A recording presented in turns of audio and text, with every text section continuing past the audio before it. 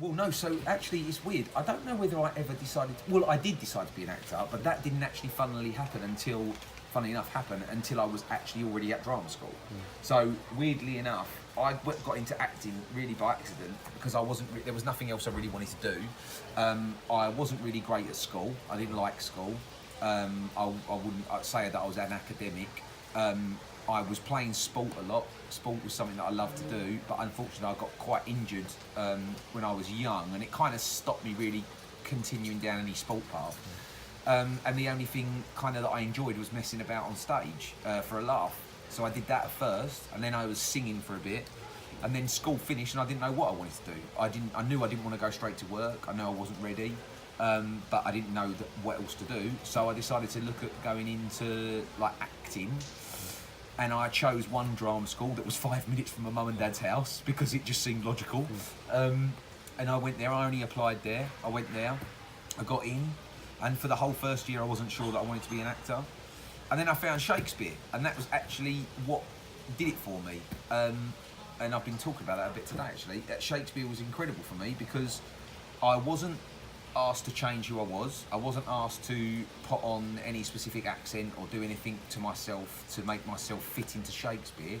I was just asked to do Shakespeare as me in a scene study, and I did Brutus. We did Brutus and Cassius in the tent, and it was amazing. And that's kind of when I knew that I wanted to be an actor. Shakespeare it did things for me that I didn't know I was capable of.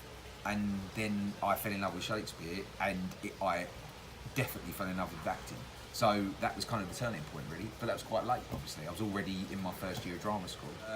When I was a kid, Sylvester was my doctor. I was young still when that happened. I was not sort of an older child. I was a young child. But I remember watching it regularly with my parents and being petrified, and really being quite curious about Sylvester's doctor, because he wasn't necessarily always the warmest of doctors, which I really liked. Like, he was challenging in a way that I kind of really liked. So he was my doctor when I watched it when it was on the telly, and then when it came off, I used to watch the UKGold reruns, which I was talking about on the panel on the Sunday morning. I think they were from 9 until 12, from what I remember. And I saw a lot of Tom Baker then doing Doctor as well, and yeah, just got acquainted with it that way, and historically that way as well, and became kind of obsessed with watching it every Sunday. And then I was really intrigued when it came back on, and I watched Christopher do it when it came back on, and then kind of life, as I say, I had, you get these loads of other things happen. You start, I have got married, I've got a son, so suddenly the other side of things dominates, and I don't really watch much. I don't get to watch much telly now, but I still love to flick on and watch it. So yeah, I was definitely had a connection to Doctor Who. So it was a big deal for me when the audition came in, and especially then to get cast in it, and especially for this sort of a series, which is, quite monumental. It was a major thing for me, I think.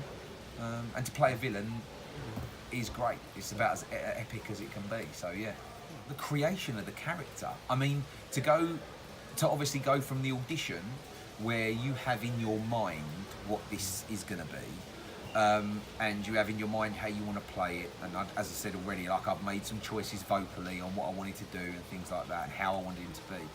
And obviously it seemed to tick the boxes because obviously the guys decided to offer me the part.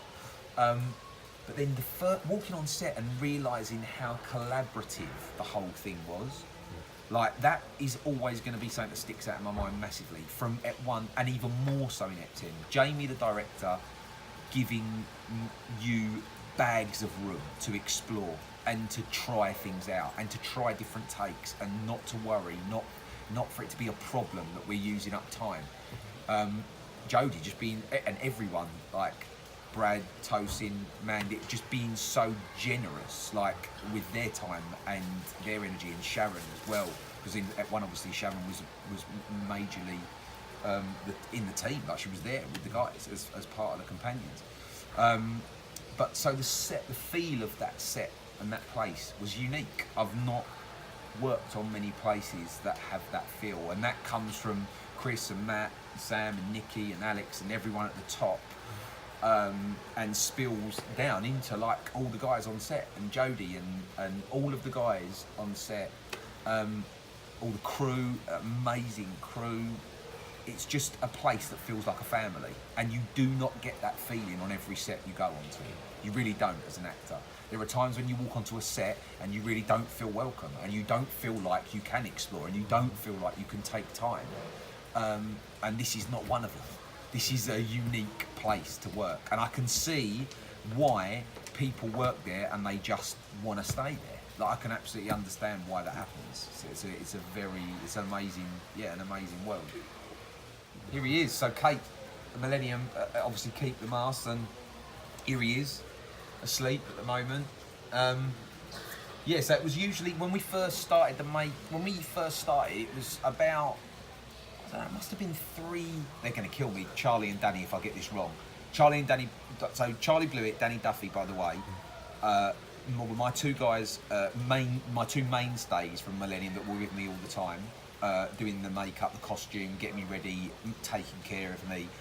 And there's no way I could have done any of it without them. And the other people that came in from Millennium as well that would help out when we needed 3 hands on deck or 3 sets of hands on deck.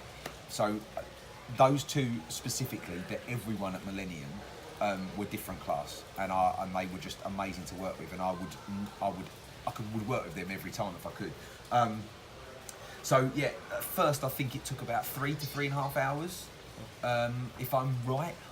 I might have got that wrong, sorry guys. From when I'd walk into the trailer to when I'd walk out ready. We got that right down by the end of the shoot. We were a lot quicker. It would take less than that. I think we knocked about an hour off actually. I think it was about 2.5 hours by that point. But it would obviously start with just getting ready, prepping my face, because obviously it's quite a lot for your face to deal with, like your skin to deal with. And I got a few sort of, breakouts as it were from it. So they really take care in making sure they're keeping your skin in as good condition as possible, and that starts before the mask goes on and after. So the first thing would be treating the face, making sure it's ready, then getting the mask lined up. So the alignment of the mask is so important, because you can see the nose has got little breathe holes, the mouth obviously as well, and the lips. If you get these lined up slightly wrong, if you get the eyes lined up slightly wrong, anything like that, you can have a tooth that's poking into your eye, or you can have the breathe holes that are obstructing your nose, or the lip goes too far over your lip, so you keep cracking it. So the finite detail of getting it right is really mega. So you'd spend quite a lot of time trying to get the position of the mask right, and then once they do that, they glue it all down. Once they've glued it down, then it's about painting on top of it, getting the makeup right around the face, around the eyes, getting all that right and blending it all in, then shining up all the teeth, getting the little details, the intricacies right, depending on where we were, getting the teeth right, because obviously I had teeth made up as well, and then getting me into the costume from there as well afterwards. So that whole process would take, I think, as I say, at the beginning, I think it took around 3.5 hours, and then by the end we were down to, I think, about 2.5. And apologies if I got that wrong, guys, but I think that's right. So yeah, it was quite a process. So it's lovely. Part of the great thing about playing this type of a villain is that I get to have all the best bits and none of the bits that people might find a little bit harder to deal with. So I don't get stopped like everywhere I go at the moment, anyway. Because that's my face, so it's hard to completely recognise me without it, even though the prosthetic is made specifically for my face. It's still hard to tell it's completely me if you don't know me. So the beauty is yeah, I get to walk around with a bit of freedom, although I've noticed already that when I come to these events, people obviously immediately know who you are because it's been advertised and stuff, so maybe that will change a bit. But the beauty at the moment is I can be a part of it, be a part of the family, but walk around pretty anonymously at the same time, so that's kind of nice, until obviously I'm here and I get to meet everyone and speak to people about it and answer questions and share memories and stuff, so it's cool, yeah.